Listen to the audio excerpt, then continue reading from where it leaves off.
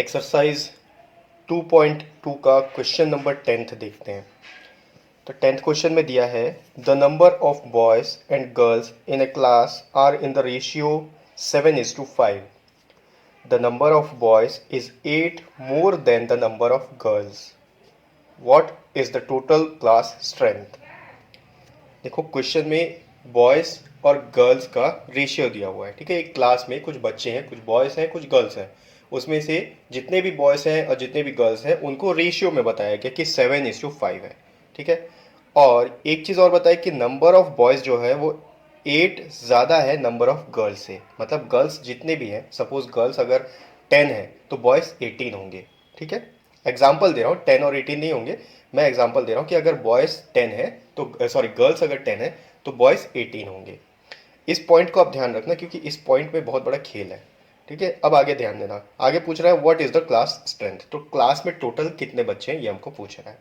तो यहाँ जो कंफ्यूज करने वाला जो पॉइंट है वो इसका सेकंड सेंटेंस है जिसमें लिखा हुआ है the number of boys is 8 more than the number of girls. ये बिल्कुल सही लिखा हुआ है, कुछ गलत नहीं लिखा हुआ है। लेकिन इसको सॉल्व कैसे करेंगे ये मैं आपको व्हाइट बोर्ड में बताता हूँ। चलिए देखते हैं व्हाइट बोर्ड में।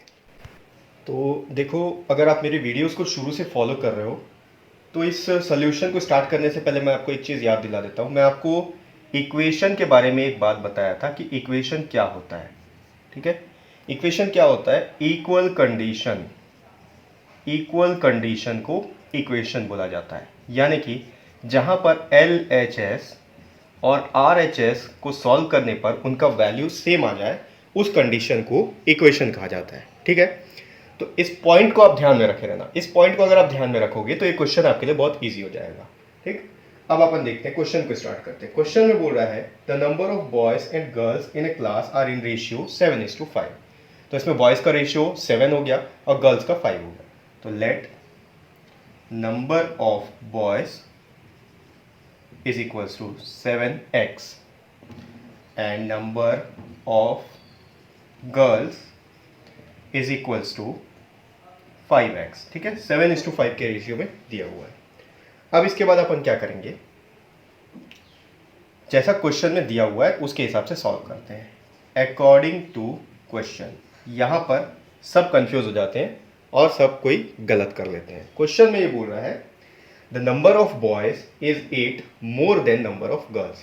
इसका मतलब क्या होगा कि 7x plus 8 is equals to 5x। अब मैं अगर आपको बोल दूं ये गलत है, बोलो कैसे गलत है। हम जो इक्वेशन के बारे में पढ़ चुके हैं, इक्वेशन में बोलता है कि इक्वल कंडीशन, यानी कि लेफ्ट हैंड साइड और राइट हैंड साइड इक्वल होना चाहिए। ठीक है, अब आप क्वेश्चन को थोड़ा सा ध्यान दो। क्वेश्चन में बोला है कि नंबर ऑफ बॉयज, हमको क्वेश्चन में ऑलरेडी रेशियो दे चुका है, 7:5 के रेशियो में है। अब इस रेशियो के बाद वो बोल रहा है कि नंबर ऑफ बॉयज जो है वो नंबर ऑफ गर्ल्स से 8 ज़्यादा है।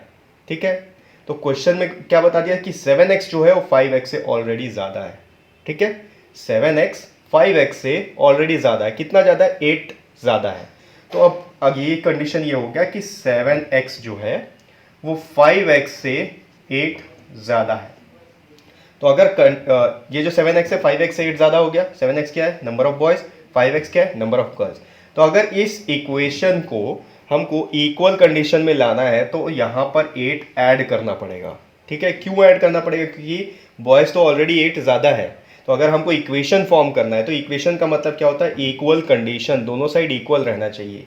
तो ये जो स्टेप है ये गलत हो जाता है। ठीक है, तो ये गलती आपको नहीं करना है। क्वेश्चन में ज़रूर बोला है कि number of boys are 8 more than the number of girls, लेकिन वो कब बोला है, जब वो पहले बता चुका है कि गर्ल्स और बॉयज़ और गर्ल्स का जो रेशियो 7:5 है।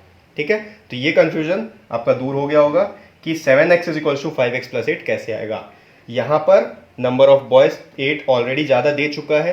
तो अगर इस इक्वेशन को इक्वल कंडीशन में हमको लेकर आना है तो 8 को राइट हैंड साइड हमको ऐड करना पड़ेगा, क्योंकि यहाँ ऑलरेडी 8 ज़्यादा है।